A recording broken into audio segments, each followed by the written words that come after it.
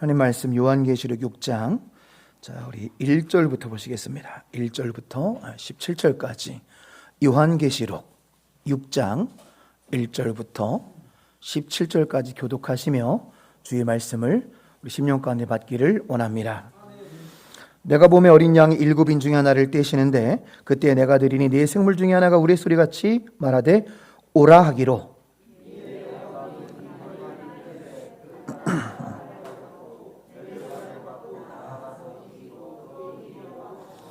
둘째 인을 떼실 때 내가 들으니 둘째 생물이 말하되 오라 하니.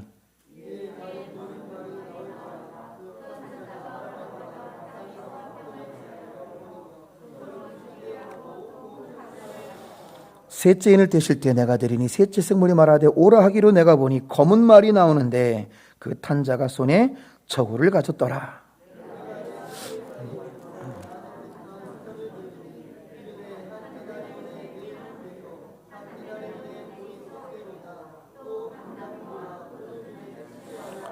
넷째 인을 떼실 때에 내가 넷째 생물의 음성을 들으니 말하되 오라 하기로.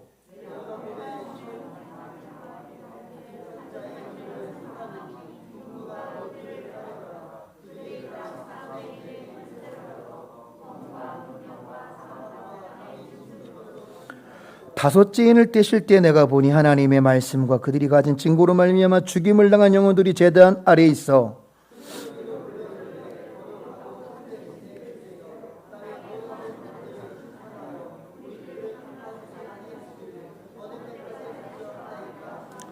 각각 그들에게 흰 두루마기를 주시며 이르시되 아주 잠시 동안 쉬되 그들의 동무종들과 형제들도 자기처럼 죽임을 당하여 그 수가 차기까지 하라 하시더라.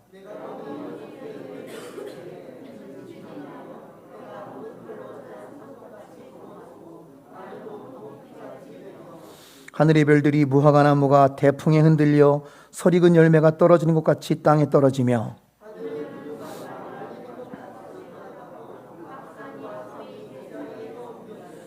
땅의 임금들과 왕족들과 장군들과 부자들과 강한 자들과 모든 종과 자유인이 굴과 산들의 바위 틈에 숨어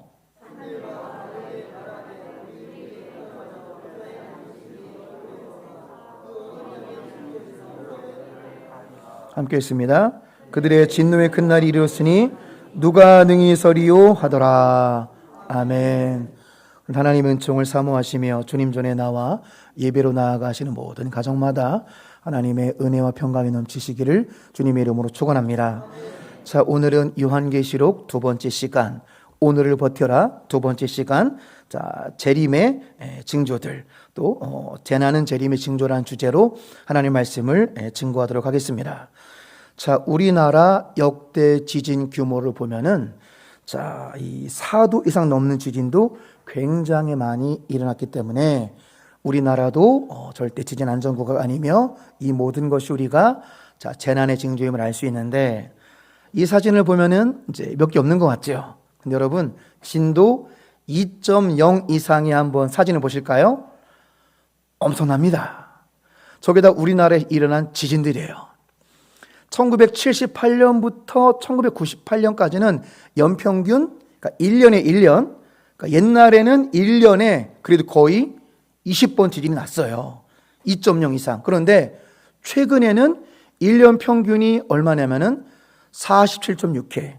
2013년도 그 즈음에는요 1년에 80회 넘은 적도 있었어요. 네, 이것을 봤을 때 주님의 재림이 가까울수록 지진이 많아지는구나. 우리가 이 재난을 바라보면서 주님의 재림이 임박했음을 우리가 기억해야 됩니다. 재림의 징조들은 종말 훈화라고 합니다. 종말 훈화. 예수님의 종말 훈화가 마태복음 24장, 마가복음 13장, 누가복음 21장에 종말 훈화로 재림의 징조들, 이런 일이 있거든 곧 주님이 오신다. 자, 한번 같이 읽어볼까요? 적그리스도의 미혹, 전쟁 소문, 민족 간의 분쟁, 기근, 지진, 전염병, 환란, 1월 성신의 격변, 미움과 실족, 가족 간의 배신과 적대, 불법 성행, 범세계적 복음 전파, 가장 것이 거룩한 것 섬. 여러분 어떻습니까? 느껴지지 않아요? 우리 주변에 지금 일어나고 있는 일들입니다. 한 개도 빠짐없이 우리 주변에 다 지금 일어나고 있는 일들이에요. 그러니 주님의 재림이 가까웠음을 더욱더 여러분 절감하시기 바랍니다. 그래서 예수님께서는 이거를 이제 어떻게 표현하셨냐면 마태복음 24장 보면은 예루살렘의 멸망과 인류의 멸망을 같이 말씀하셨어요. 한 봉우리로 보시고 말씀하셨다. 그래서 이것을 예언적 원근 통시법이라고 하는데, 혹시나 읽으실 때 헷갈리시면 예수님은 마태복음 24장에서 종말 훈활하실 때 예루살렘의 멸망과 인류의 멸망의 날이 거의 상황이 똑같기 때문에 같이 예수님은 시공간을 초월하시니까요. 그렇게 동시에 말씀하신 거구나. 예언적 원근 통시법 기억하시면 성경 읽을 때 도움이 될 줄로 믿습니다. 자, 오늘 본문 핵심은 일곱인이에요. 우리가 이제 다음 주에 일곱 나팔, 일곱 재앙도 배우겠지만 오늘의 핵심은 일곱인입니다. 일곱인. 자, 그럼 우리가 전체 알고 있잖아요. 요한계시록 6장 전체 핵심인 일곱인의 의미가 뭐냐? 읽어드릴게요. 일곱인의 의미는, 일곱인의 내용은 세상 종말이 다가왔다는 징조로서 전쟁, 내란, 기근, 지진, 박해 등을 언급한다. 그러나 그리스도께서 이 모든 재앙들을 중환하신다는 사실을 보여주므로 성도들에게 위로와 승리와 확신을 준다. 할렐루야. 자, 이제 첫 번째 메시지 같이 읽어보십니다. 성경의 예언, 인간성 파괴는 성취되고 있습니다. 암울한 소식이에요. 여러분 주변을 돌아보면 우리 점점 뉴스가 어때요? 잔인해지잖아요. 이것이 사실은 성경을 응하고 있는 것입니다. 그러면 이것과 오늘 두루마리 봉인이 뭔 상관이 있냐면, 자, 사진으로 보실까요?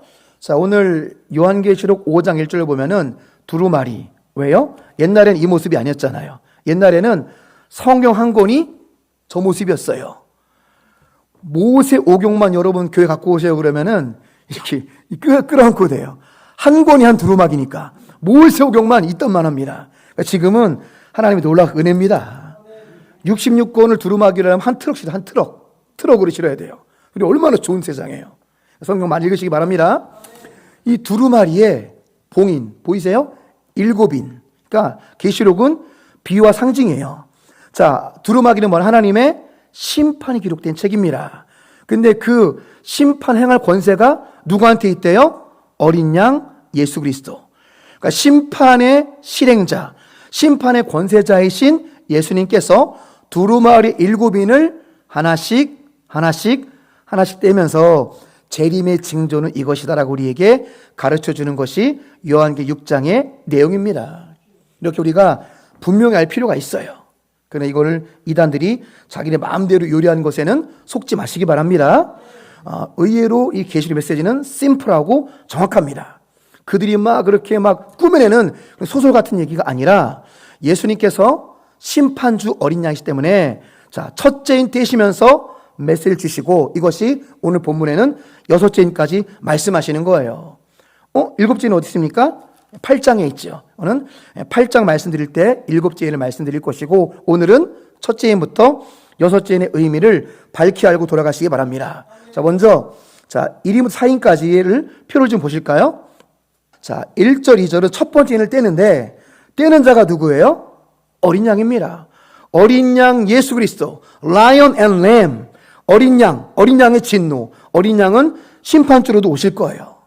어린 양의 전령이 첫째 생물이죠. 대심부름하는 첫째 생물이 오라 하는데, 자, 등장물이 누구냐면 흰말과 흰말을 탄 자가 있어요. 이거를 또 이단들은 엉뚱하게 해석해가지고 흰말이 진의 교주고 어쩌고 저쩌고 하는데, 여기서 문맥을 통해서 보면은 흰말을 탄 자가 누구냐면, 잘 보세요. 흰말을 탄 자가 뭘 들고 있어요? 활과 멸류관을 가졌다. 이것은요, 사망이 판을 친 뜻이에요. 흰말을 탄 자는 여기서 적그리스도. 흰말을 탄 자가 적그리스도로 온 세상에 사망의 분위기로 휩쓴다. 우리 시대 분위기 그렇지 않습니까? 사망의 분위기, 폭력의 분위기, 적그리스도가 우리를 계속해서 죽이려고 한다는 거예요. 여러분, 적그리스도는요, 실제 영적으로도 교패 있는 집만 골라다녀요. 제가 아는 교수님이 여호와의 증인이 매일 온다는 거예요. 여호와의 증인이, 선교자 교수님이 너무 귀찮아가지고 교회를 떼버렸더니 그때 이후로 안 오더래요. 이게 사탄의 사악함입니다. 믿는 자들을 끌어내리려고 죽이려고 발악하고 있는 거예요. 이게 첫 번째 인입니다. 이 사망이 승리하는 상황, 사망에 막 죽이려고 하는 상황. 자, 두 번째 인은 붉은 말이 등장을 하는데, 붉은 말은 피를 상징합니다. 자, 이 피를 상징하는 붉은 말 탄 자가 손에 뭘 들고 있어요? 큰 칼. 이것은 전쟁과 피 흘림이 있을 것이다. 우리가 사는 이 세상에 분쟁이 끊이지 않으며 지금 우크라이나 이 러시아 전쟁까지도 사실 말씀이 응하고 있는 거거든요. 점점 이렇게 전쟁과 피 흘림이 있을 것이다. 언제? 주님의 재림 직전에. 또 세 번째는 뭐예요?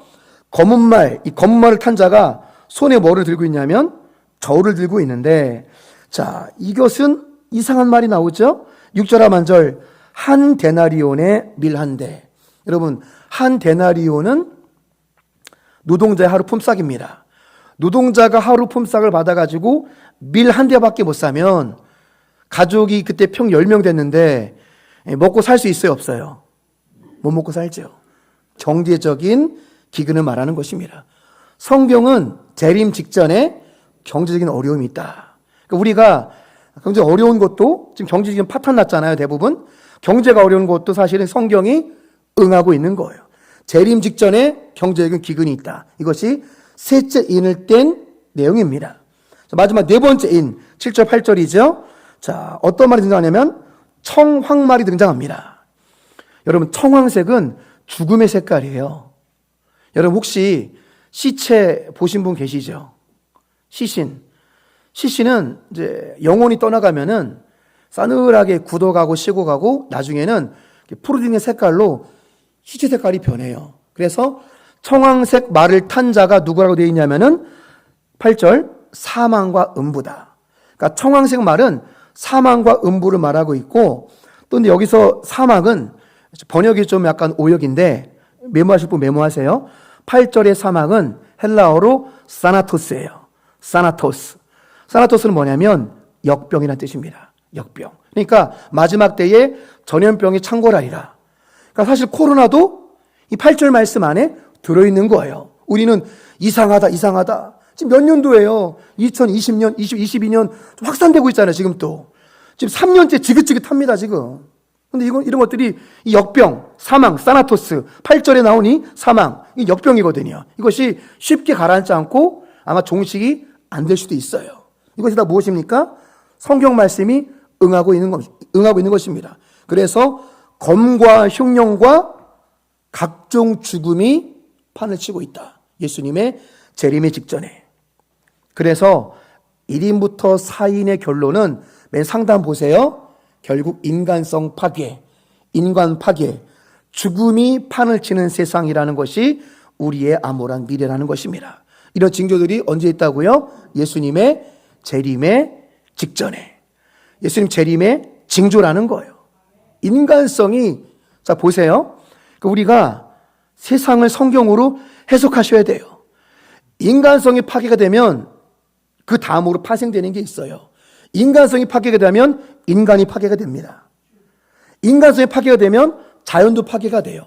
자연 파괴는 다음 시간에 말하겠지만 1인부터 4인까지 이 세상은 점점 인간성이 파괴되는 시대가 올 것이다. 그래서 인간도 파괴될 것이다. 그런데 이런 일들이 재림의 징조 가까울수록 빈도가 심해지고 세진다는 거예요. 뉴스를 보기가 힘들 정도죠. 이런 잔인한 소식들이 점점 세지고 점점 빈도수도 많아진다는 것입니다. 이럴수록 주님의 재림이 가까웠음을 잊지 마시기 바랍니다. 실제로 이런 성경 이런 게 예언이에요, 예언. 뭐 다른 자극적인 게 예언이 아니라 이런 게 성경 예언이라는 거죠. 아, 성경은 주님의 재림의 직전, 지금의 시대에 인간성 파괴와 인간의 파괴를 예언하고 있구나. 이 말씀을 통해서 현재 세상을 보시는 것이 영적 통찰력이죠. 지금의 시대 어떻습니까? 정말로 인간성 파괴, 인간 파괴 시대를 우리가 살고 있습니다. 2년 전에 우리 모두가 분노한 사건이 있었어요. 16개월 된 아기가 양부모의 학대로 학대, 살인을 당한 날이 2020년 10월 13일에 16개월 된 정인이가 죽었어요. 사인, 외력에 의한 복부 손상. 다시 말씀드릴게요. 췌장 절단이 사망의 원인이에요. 여러분 췌장 어딘지 아세요? 이 배 중간에 있어요. 중간에. 여기 앞에 간이 있고 간 뒤에 췌장이 생각보다 큽니다. 고구마처럼 이렇게 고구마처럼 생겼어요. 이 고구마 생긴 췌장이 여러분이 막 맛있게 밥을 드시면은 얘가 쫙쫙 인슐린을 뿜어주는 거예요. 그래서 우리가 정상 사는데 밥을 많이 먹었는데 고구마 같은 췌장이 인슐린을 못 뿜어내. 이게 무슨 병이에요? 이게 당뇨병이에요. 이게 당뇨병. 근데 이 췌장이라는 것은 고구마처럼 크고 깁니다. 이게 잘라지려면요, 어른이 위에서 점프를 해야만 잘라진다는 거예요. 이 16개월 아기가 당한 고통이로 말할 수 없는 거죠. 그 양부모나 양아빠가 점프해가지고 밟았다는 거예요. 끔찍하죠. 분노하죠.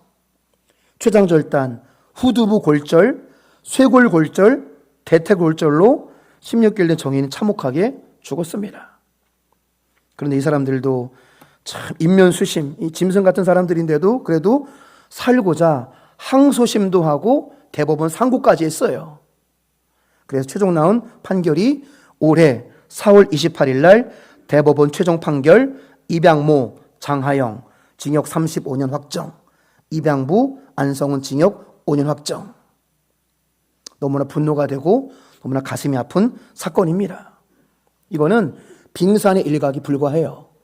더 심한 범죄가 뉴스를 틀기 힘들 정도로 인간성이 파괴가 되고 있어요. 남자친구 이상해서 헤어지자고 하니까 쫓아와서 모녀를 다 살해하는 이런 끔찍한 사건들이 여러 번 나타난다는 거죠. 이게 인간성의 파괴라는 거예요. 결과는 인간이 파괴되고 있습니다. 여러분, 우리 모두는 이러한 인간성 파괴 시대를 살고 있습니다. 우리가 사는 현실이 힘들기 때문에 12월의 설교의 주제도 오늘을 버티라 해요. 우리를 짓누르는 고통이 많은 인간성에 파괴된 시대를 살고 있기 때문에 우리는 이 어려운 시대를 어떻게 버틸 수 있을까요? 다른 단어를 말씀드리기 원하는데요. 여러분, 광야는요, 히브리어로 미드바르라고 합니다. 미드바르. 따라해 보실까요? 미드바르. 미드바르.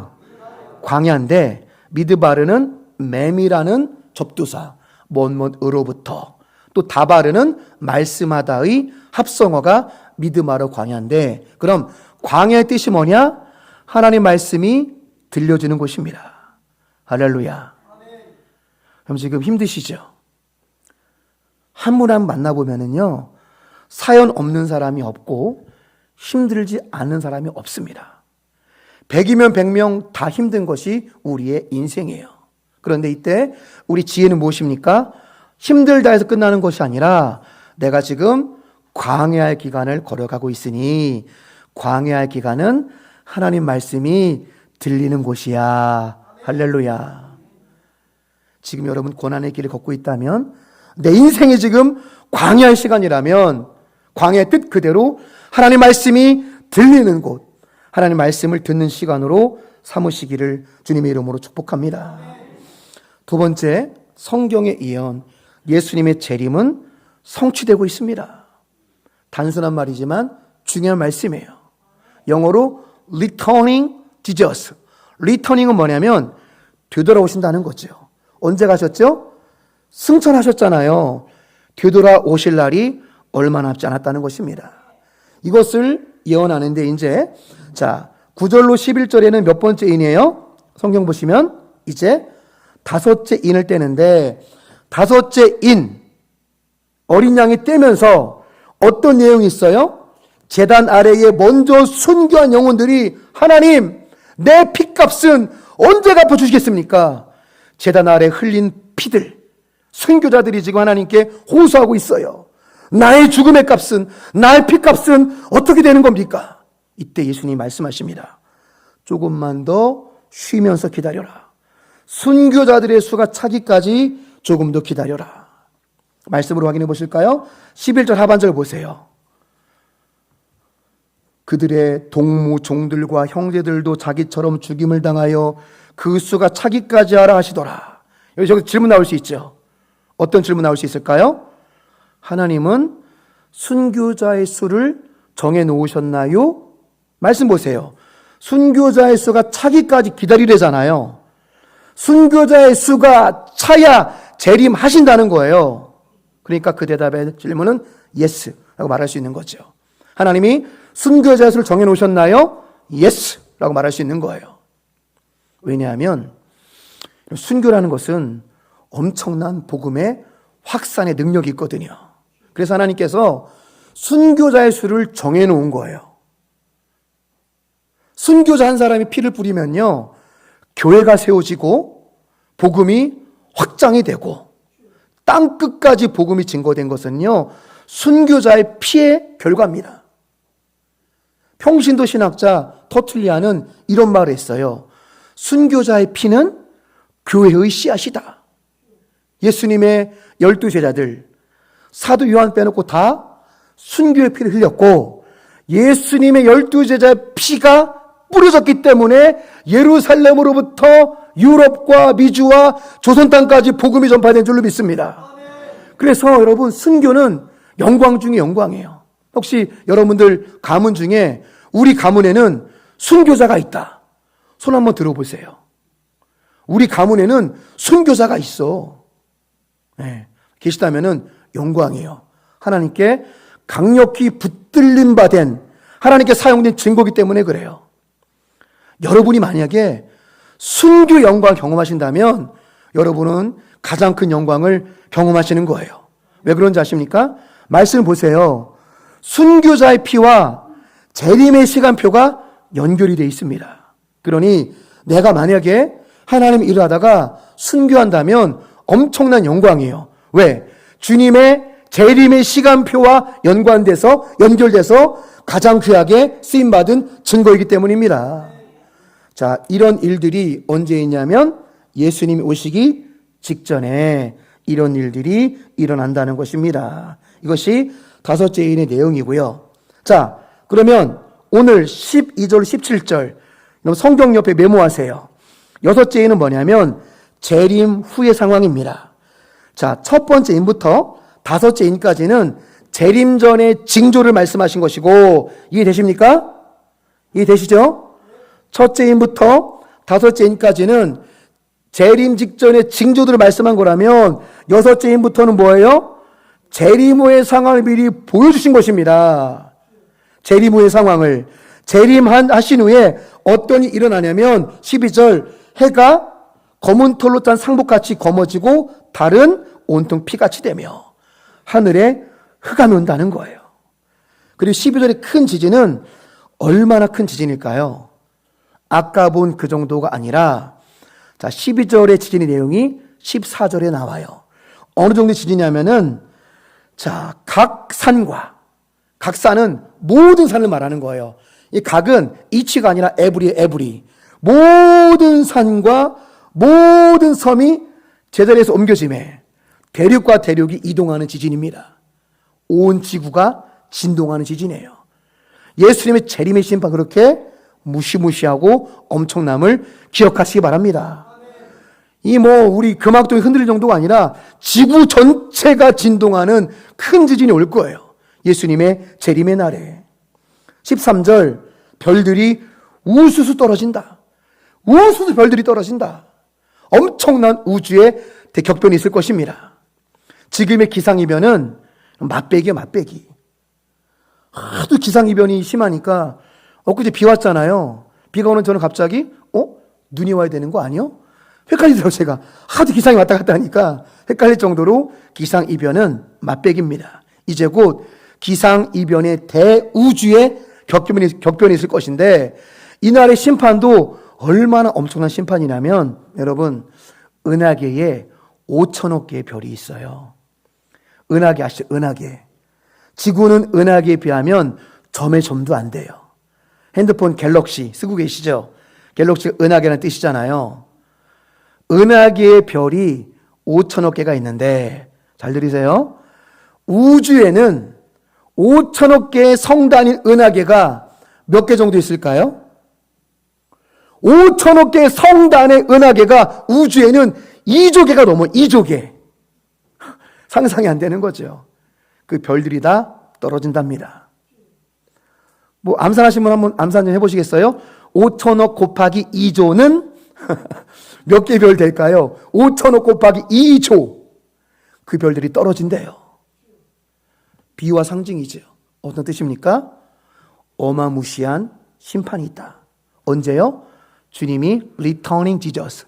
주님이 다시 오신 그날에는 엄청난 심판이 있다는 것을 알려주고 있는 거예요. 여러분, 우리가 혹시나 감을 못 잡을까 봐 예수님께서 운명하실 때 미리 보여준 징조들이 있어요.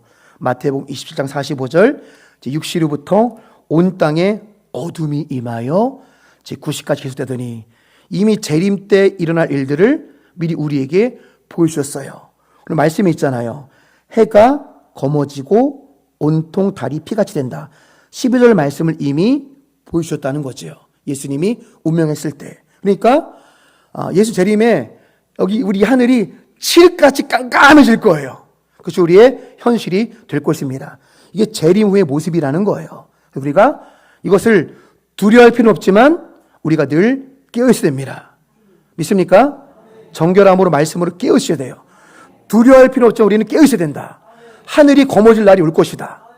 자, 그 다음 20절, 50절, 51절 제가 읽어드릴게요. 예수께서 다시 크게 소리지고 영혼이 떠나시니라. 이 성수 위장이 위로부터 아래까지 찢어져 둘이 되고 땅이 진동하며 바위가 터지고 무덤들이 열리며 자던 성도의 몸이 많이 일어나되.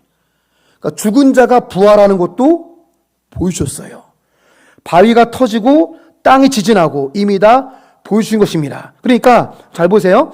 예수님이 운명했을 때랑 비슷한 이런 사건들이 언제 일어나냐면 주님이 재림 후에 일어난다는 거예요. 그래서 이어서 보실게요. 15절 17절입니다. 15절 말씀 보시면 이 땅의 권력자들, 장군들, 부자들, 가난한 자들, 자유인이나 종이나 예수님을 끝까지 거부한 자들의 결과는 덜덜 떨면서 바위 틈에 숨게 될 것이다. 16절 말씀이 재밌어요. 이들이 지금 덜덜 떨고 있는 거거든요. 예수님 끝까지 불신한 자들, 종이나 자유인이나 끝까지 예수님 거부하는 자들이 바위 틈에 숨어서 16절 산들과 바위에게 말하는 거예요. 이스라엘 산은 다 돌이거든요. 산세는 있지만 우리나라 같은 산이 아니에요. 중동은 대부분 돌입니다. 돌. 그러니까 뭐라고 말하고 있냐면 하나님 너무 무서운 거예요. 16절 보호자에 앉으신 이가 누구예요? 하나님이거든요. 그러니까 그 심판의 날에 보호자에 앉으신 이 하나님 얼굴이 너무너무 무서운 거예요. 그리고 그 어린 양의 진노가 너무너무 무서운 거예요. 그러니까 16절 산들아 바위와 터져가지고 나를 좀 가려다오. 얼마나 주님의 심판이 무서우면 바위산이 터지고 산들이 터져가지고 온갖 바위로 나를 좀 가려다오. 숨겨다오. 이렇게 재림 때 불신자들이 덜덜덜 떠는 모습을 보여주고 있는 거예요. 예수님은 심판도 완성하시고 구원도 완성하십니다. 그런데 여러분 이때는 기회가 없는 거예요. 오늘 12절 17절에 이때는 돌이킬 수가 없습니다. 이때는 끝난 거예요. 지금 16절 산들아 바위야 터져가지고 그 나를 좀 덮어다오. 소용없어요. 끝난 겁니다.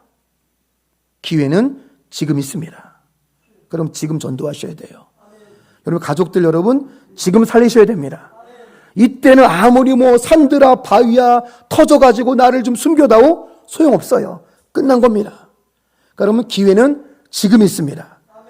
지금 영혼들을 살리셔야 돼요. 왜냐하면 예수님은요 램 어린 양이기도 하지만 예수님은 라이언 사자세요. 사자.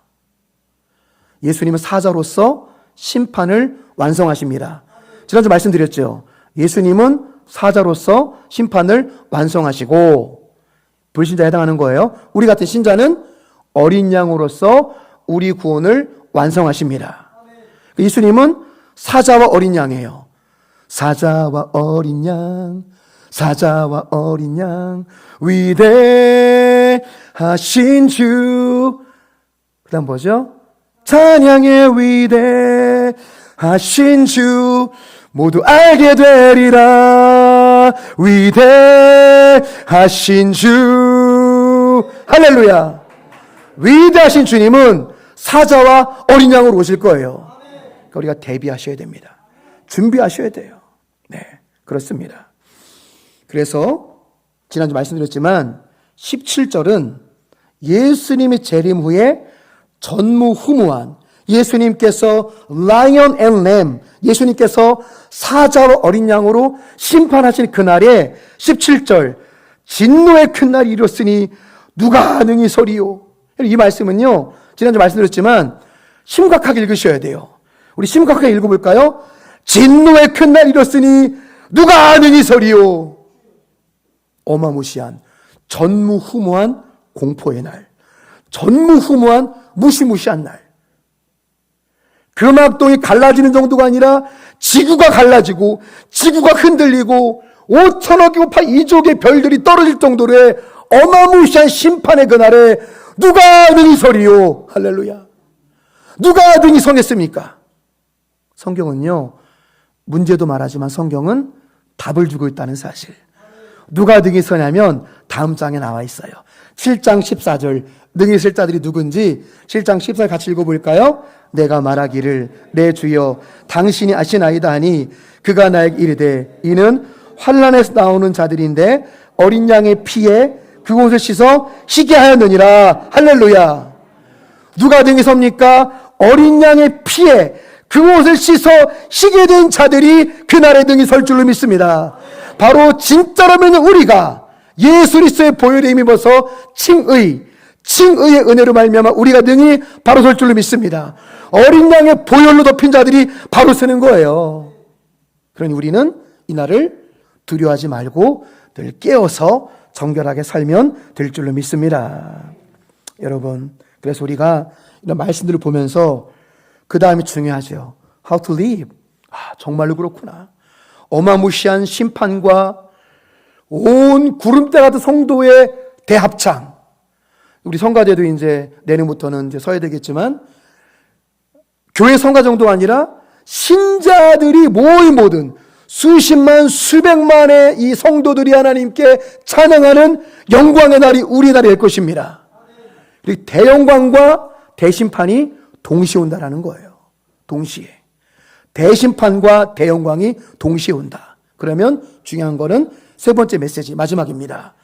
재림 임박한 이 시기에 교회의 사명. 우리는 그러면 어떻게 살아야 될까요? 두 가지입니다. 사랑의 실천과 시급한 전도입니다. 이렇게 살면 여러분 하나님께서 여러분 칭찬하십니다. 축복하십니다. 복의 복을 더하실 거예요. 확실합니다. 여러분 인생을 책임지실 거예요. 우리 이렇게 안 사니까 자꾸 깨달으라고 권한을 주시는 것이지 확실합니다. 재림 임박한 이 시기에 우리 한 분 한 분의 삶이 사랑의 실천과 시급한 전도만 된다면 하나님 여러분을 높이 들어 사용하실 뿐만 아니라 인생 전체를 평생을 하나님은 책임지십니다. 지난주 화요일 날 주민자치에 올례를 했는데 박수를 2번 받았어요. 제가 교회 대표로서 심각하게 회의하는데 어떤 분이 딱 손 들더니 저 우리 동암교회 감사해야 되지 않을까요?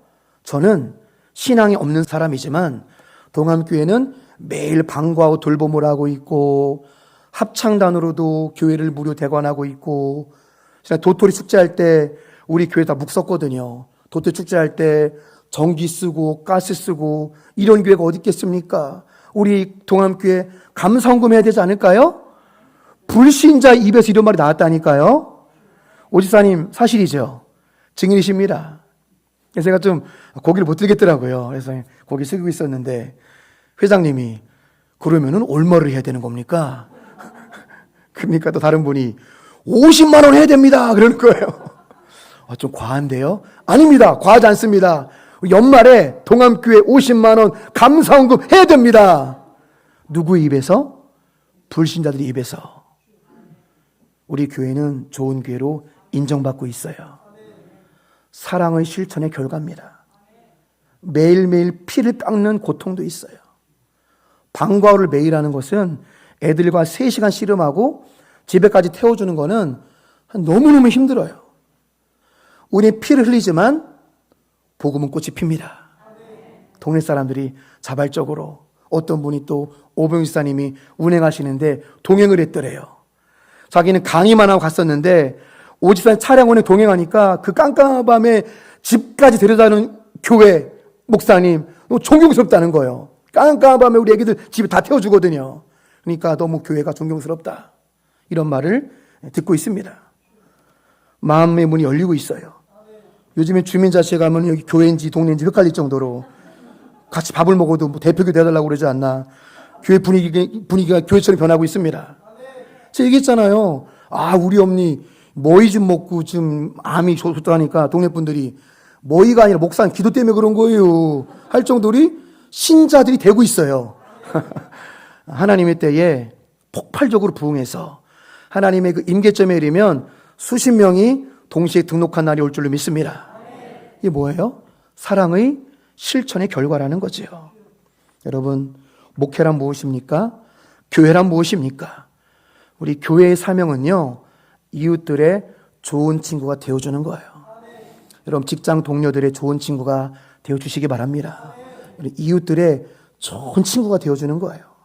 선교도 마찬가지예요. 선교도. 우리 주삼일 선교사님 선교 보고 저한테 카톡이나 문자 좀 보면은 친구가 되어주는 거예요. 친구가. 파키스탄 주민들 중에서 성령 인도자를 만난 사람이 있으면 같이 밥 먹고 집에 초대하고 놀러도 가고 좋은 친구가 되어주는 거예요. 이게 교회의 사명입니다. 교인들의 사명이에요. 예수님께서는 별명이 뭐예요? 세리와 죄인들의 친구였다. 예수님이 그렇게 사셨기 때문에 교회는 무엇입니까? 목회는 무엇입니까? 교인의 사명은 무엇입니까? 이웃의 좋은 친구가 되어주시기 바랍니다. 불신 가족들의 좋은 친구가 되어주셔야 돼요. 너무 교회를 바쁘다고 핑계대, 이거는 잘못된 거예요. 차라리 그렇게 할 거면 교회를 안 해도 됩니다. 먼저 가족을 잘 섬기셔야 돼요. 가족의 좋은 친구가 되어주시기 바랍니다. 좋은 친구가 되어주고 직장과 이웃의 좋은 친구가 되어줘야 돼요. 그 다음에 관계 형성되면 사랑하는 아무개여, 당신이 영원히 살 길이 있습니다. 그분은 예수 그리스도입니다. 예수 그리스도 믿음 당신이 영원히 살 길이 열립니다. 이게 전도고 선교 아니겠습니까? 할렐루야. 두 번 실천한 것은 시급한 전도예요. 시급한 전도. 자료 사진 보실까요? 저는 가보진 못했지만 워싱턴에 가면은 헬렌산 또 스피릿 레이크라는 곳이 있다고 합니다. 굉장히 아름답죠. 다음도 보여주세요. 호수 이름이 스피릿 레이크. 그 산은 헬렌산. 다음 사진. 이렇게 굉장히 아름다운 관광지로도 이제 알려질 정도로 저 가운데가 헬렌산이고 밑에가 스피릿 레이크. 호수 이름도 이쁘죠. 스피릿 레이크. 뭐 영혼의 호수. 호수 이름도 이뻐요. 스피릿 레이크. 여기 사는 사람들이 너무나 평온하게 잘 살고 목장도 많고 수백 년 동안 잘 살았는데 갑자기 지질학자들이 곧 화산이 폭발하니까 대피하세요.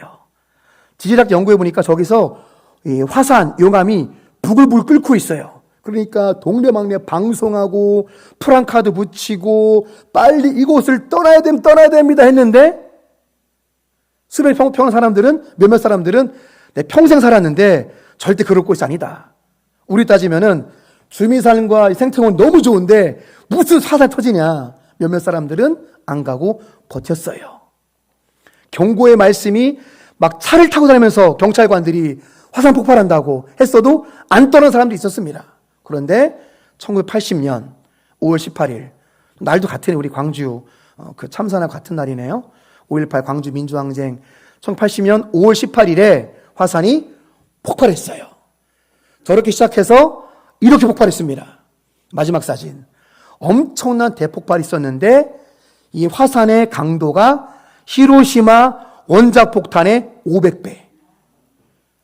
화산재가 쌓였는데 꽝 하는 순간에 화산재가 15m, 15m. 15cm가 아니라 15m 용암과 화산재가 쌓여서 즉사했습니다. 일제 사람들이 즉사했어요. 15m 화산재와 용암으로. 여러분, 이것이 바로 재림을 앞둔 불신자의 모습이라는 거예요. 갑자기 재림이 온다는 거예요. 갑자기 재림이. 준비하지 않은 그때에 갑자기 예수님은 다시 오심을 믿으시기 바랍니다. 그러니까 불신자의 문제는 뭐냐면 무지의 문제예요. 전도하려 치면 몰라. 예수, 교회 끌어내면 몰라. 무지의 문제. 무지로 있다가 저렇게 갑작스러운 재앙이 임할 수 있다. 이것을 불신자들은 깨달아야 됩니다. 그러면 우리 문제는 뭐예요? 신자들의 문제는 설마. 불신자의 문제는 몰라. 듣기 싫어. 교회 끊으면 나 만나지도 마. 얘기하지 마. 무지의 문제로 덫과 같이 재앙을 임한다면 신자들의 문제는 설마. 목사님, 진짜 그렇게 큰 지진이 날까요? 바위가 터질까요? 설마 이렇게 하늘이 환한데 하늘이 까맣게 될까요? 무덤이 열린다고요? 대지진과 대폭발이 있을 것이라고요? 에이, 설마요. 우리 문제라는 거예요. 설마. 우리 문제입니다. 여러분, 아무쪼록 이 말씀은요, 요한 1장 1절에 뭐라고 말씀하겠냐면 속히 일어날 일을 기록한 것이다. 성경 두 장만 넘겨보세요. 1장 1절 뭐라고 써져 있습니까? 예수 그리스도의 계시라 이는 하나님이 그에게 주사 반드시 속히 일어날 일 믿습니까? 믿는 사람은 전도하게 돼 있습니다. 이 모든 재림의 심판과 또 우리의 영원한 구원, 영생과 영벌의 심판 반드시 속히 일어날 일이라고 말하고 있는 거예요. 밝히 1장 1절에 예수 그리스도의 계시라 하나님이 그에게 주사 반드시 속히 일어날 일을 믿는다면 전도하셔야 됩니다, 여러분. 재림이 임박했습니다. 예수님이요, 원어로 보면은 이렇게 기록되어 있거든요. 예수님이 너희들의 현관 문 앞까지 와 있다. 헬라 원어로는 그냥 문이 아니에요. 현관 문 앞까지 와 있다. 그 그림을 그려보시기 바랍니다. 예수님이요, 여러분 집에 현관 문 앞까지 와 계시대요. 이게 재림의 임박성입니다. 그러니까 우리는 전도를 어떻게 되냐면 시급히 전도를 하셔야 돼요. 시급한 마음으로 전도하셔야 됩니다. 왜냐하면 주님의 재림이 임박했기 때문입니다. 말씀을 정리하고 마치겠습니다. 오늘의 결론 3가지 읽으실 때 정말 가슴으로 이 말씀 받으시기 바랍니다. 첫 번째, 성경의 예언, 인간성 파괴는 점점 성취되고 있어요. 앞으로 더 심해질 거예요. 두 번째, 성경의 예언, 예수님의 재림도 곧 성취되고 있습니다. 곧 오셨고 현관 문 앞까지 오셨습니다. 따라서 우리는 재림이 임박한 이 시대에 교회에 대한 나의 사명은 사랑의 실천과 시급한 전도입니다. 기도하겠습니다. 하나님, 우리가 살고 있는 세상이 너무나 잔인합니다. 뉴스를 보기 힘들 정도로 끔찍한 사건, 사고조차도 인간성 파괴의 성취임을 바라봅니다. 또한 마찬가지로 반대로 이 모든 재난의 징조는 예수님의 재림이 가까웠음을 말씀하고 있는 것입니다. 이런 재난의 징조들을 바라보면서 예수님의 재림이 정말로 임박했구나를 가슴으로 깨닫게 하여 주시옵소서. 그래서 재림이 정말로 가까웠구나. 그날의 악인들은 영벌이지만 의인은 우리는 완전한 회복의 그날을 기대하며 소망하며 마지막 때인 이때에 사랑의 실천과 시급한 전도로 참된 그리스도인답게 살아가는, 하나님 보실 때 바르게 살아가는 참된 성도의 삶을 살게 하여 주옵소서. 예수 그리스도 이름으로 기도드립니다. 아멘.